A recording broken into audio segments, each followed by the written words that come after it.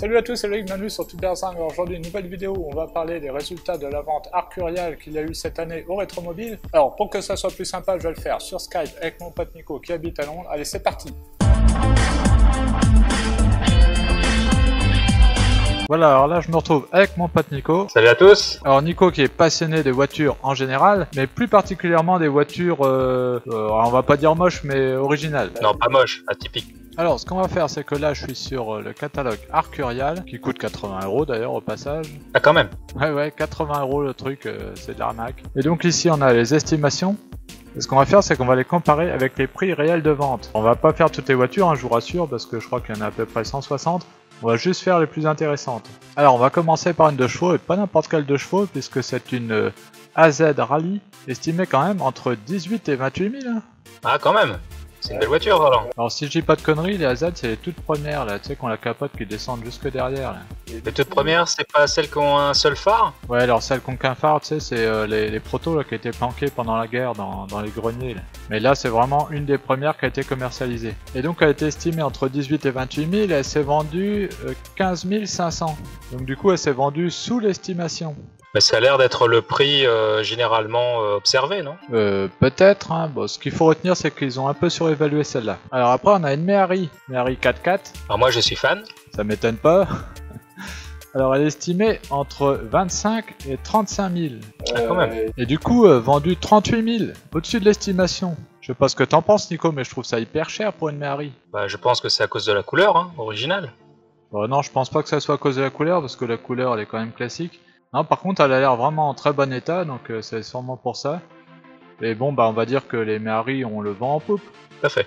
Bon alors là une voiture clairement pour le Nico, hein. Ah oui, ça c'est pour moi ça. Voilà, donc ça c'est vraiment le genre de voiture qu'il aime. Donc c'est une Dick tricycle à moteur Ducati. Ah bah elle porte bien son nom celle-là. Dick. Parce que ça veut dire quoi? Ça veut dire quoi Dick? Ah il sait pas ce que ça veut dire? Bah tiens, regarde sur Google Translate. Attends, c'est quoi? C'est Dick? Ouais, c'est comme Dick Rivers. Oula, que Oui. D'accord, ok. Donc tu comprends pourquoi elle porte bien son nom. Ouais, donc c'est une queue. Une queue petite tricycle à moteur Ducati quand même, attention. Hein. Ah, ça doit envoyer. 175 chevaux? Non. Ça... Ah non, cm3, quoi. Cm3. Ça doit envoyer la purée.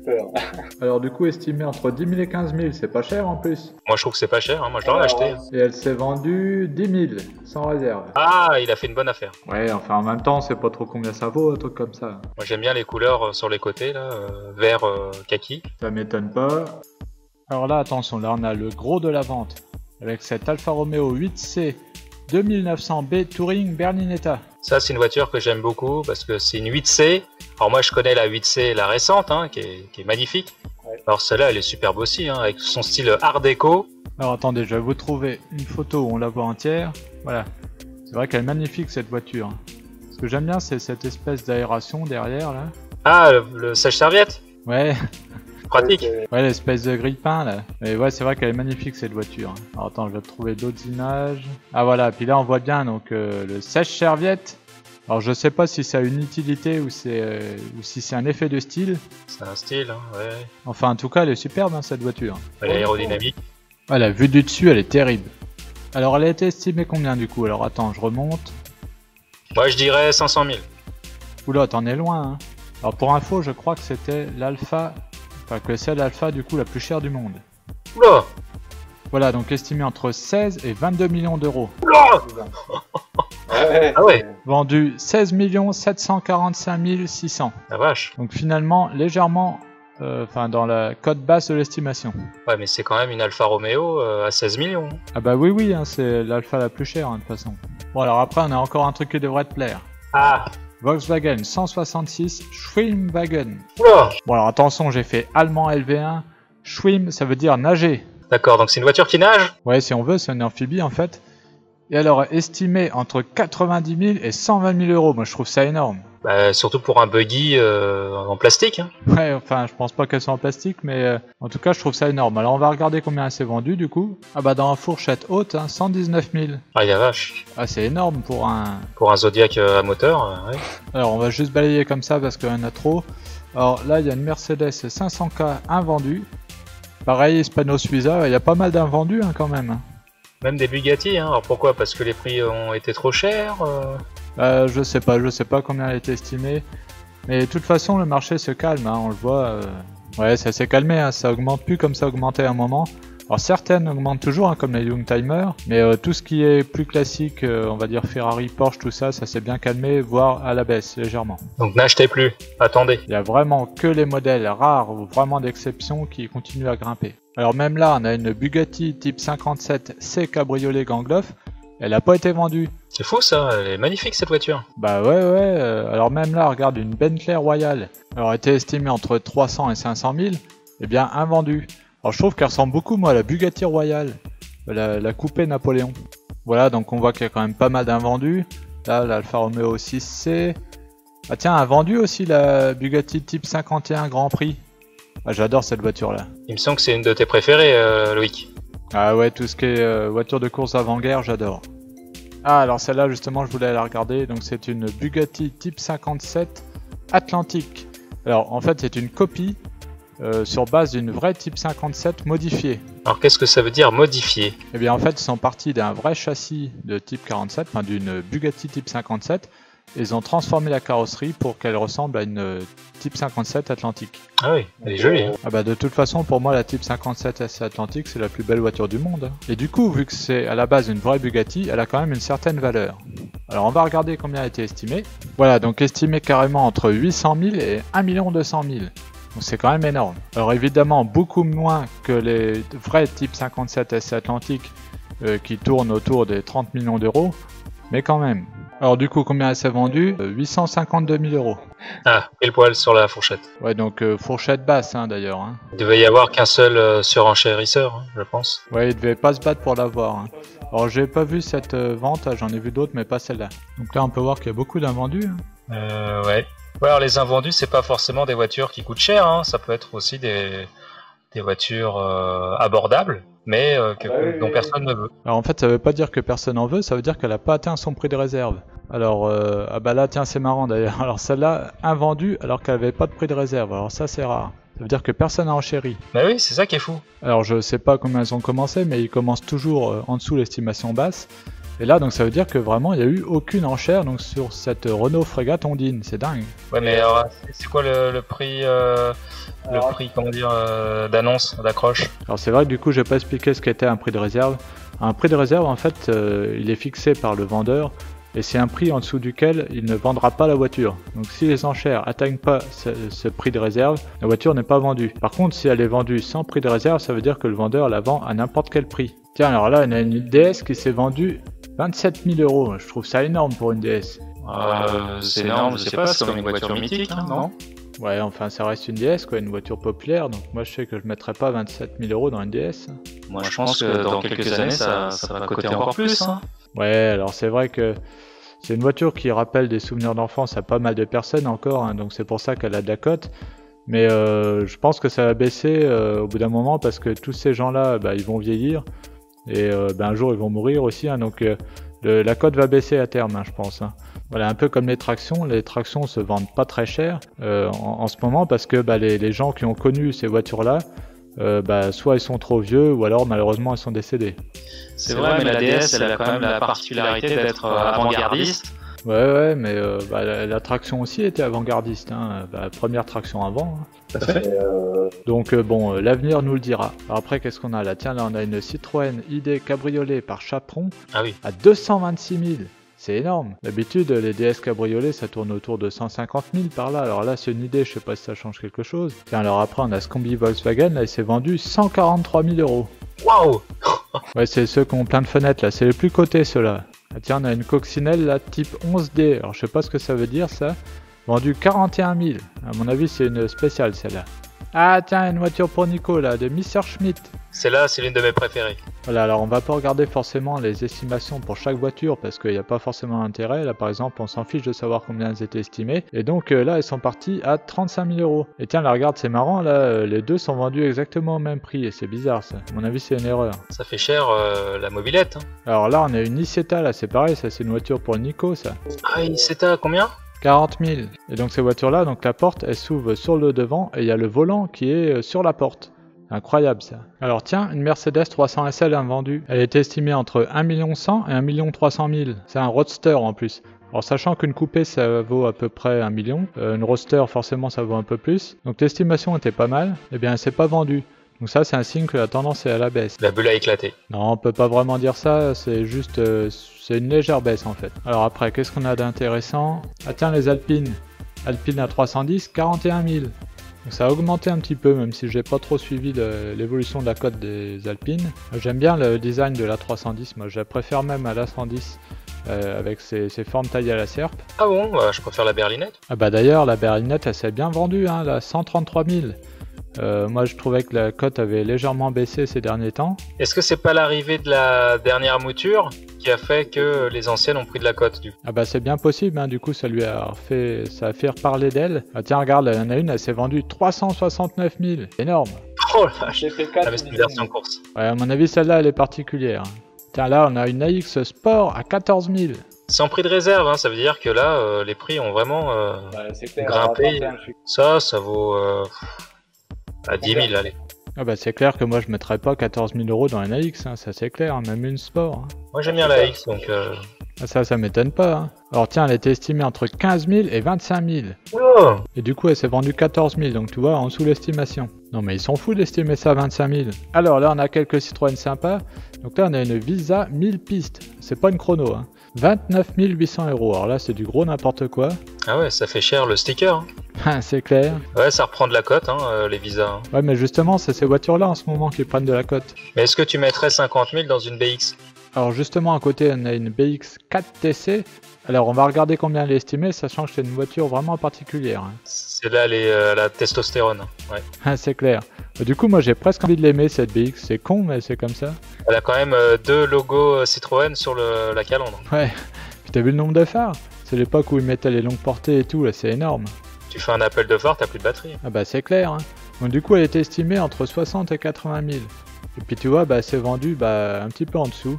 Alors en même temps, pour 58 000, c'est les premiers prix pour une Modena. Hein.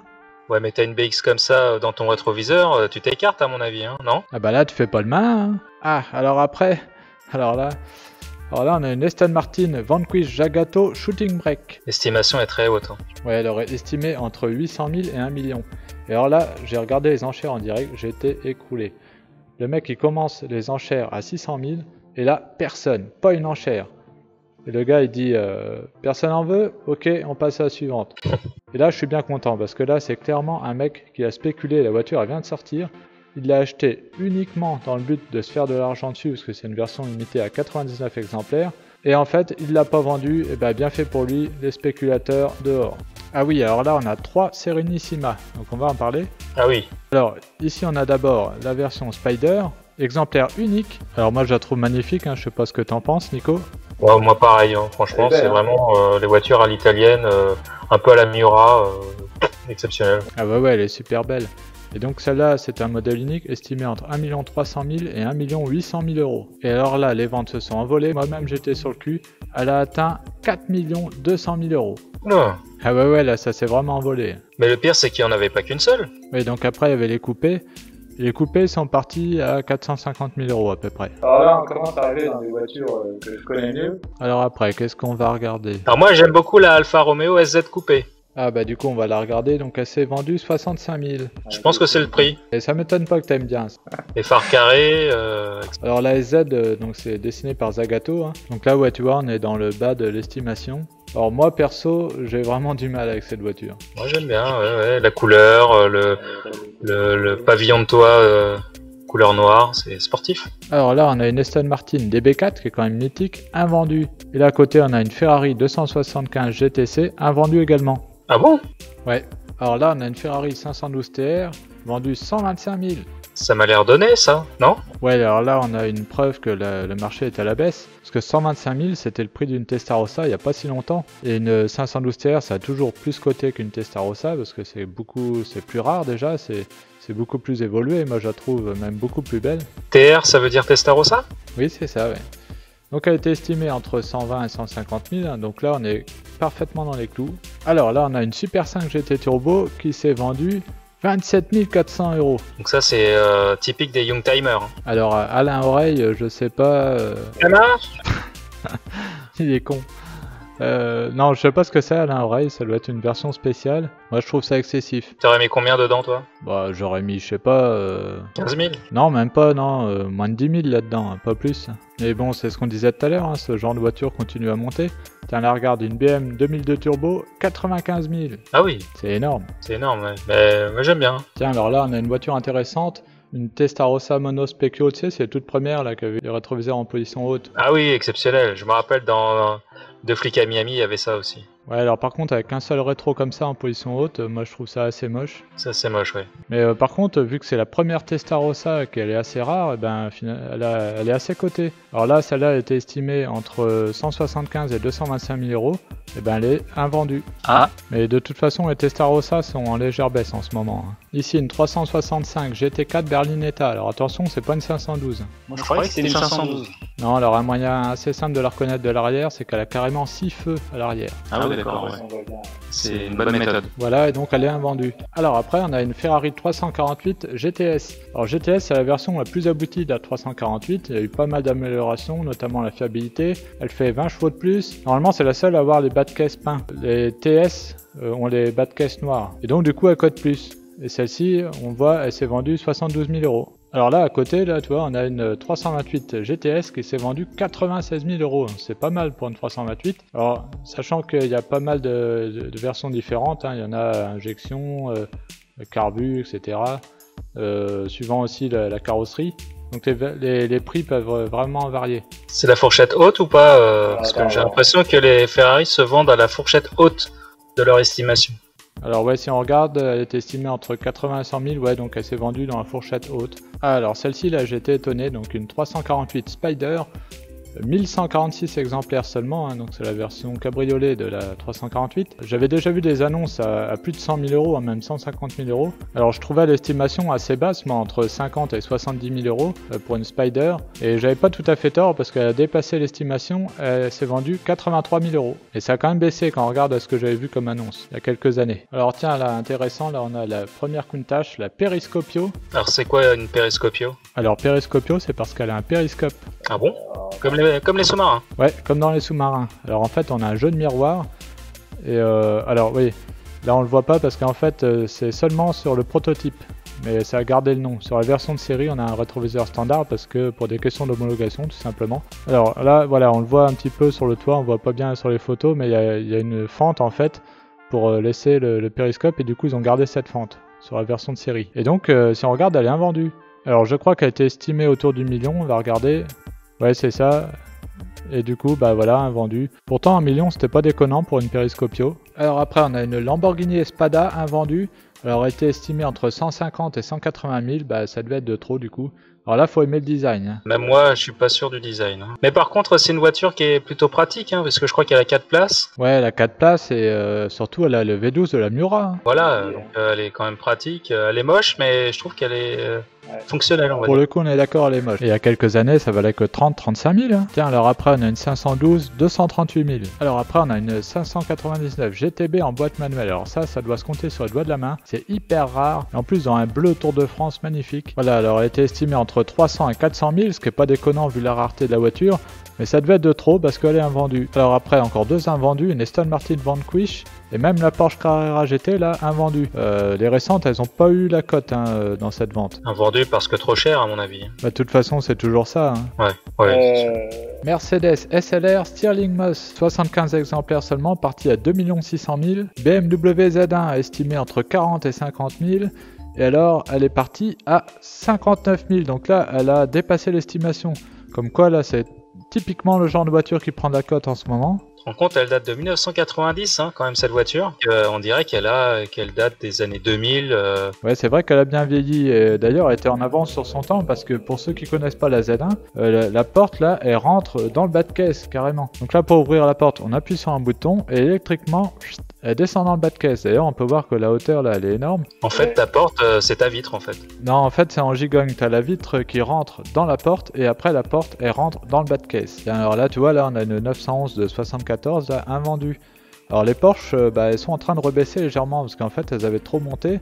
Et maintenant, bah voilà, au bout d'un moment, ça rebaisse. Alors de toute façon, on a fait le tour des voitures, hein. Alors je sais pas ce que t'en penses, Nico, mais je trouve qu'il y avait rien d'exceptionnel cette année. Non, à part la X, j'ai pas vu grand chose. À part évidemment l'Alfa Romeo, mais elle s'est vendue malgré tout dans l'estimation basse. Alors ce que je vais dire là, c'est mon avis personnel, hein, mais pour résumer, moi je pense que ce qui monte en ce moment, donc c'est les Youngtimer. Et encore, je suis pas sûr que ça dure encore très longtemps parce que là je pense qu'on a atteint le sommet. Et par contre, tout ce qui est plus classique, on va dire Porsche, Mercedes 300 SL, même Ferrari, soit ça stagne ou alors c'est en légère baisse. Pour ce genre de voiture, ce qui continue à monter, c'est vraiment les modèles très rares, très spécifiques, comme là par exemple la 8C, et encore elle s'est vendue vraiment dans le bas de l'estimation. Ouais. Voilà, bah merci Nico hein, pour ce partage, c'était bien sympa. De rien, écoute, j'ai vu beaucoup de voitures atypiques et originales. Ouais voilà, et puis donc là, bah, le but de la vidéo c'était surtout de faire un état des lieux du marché.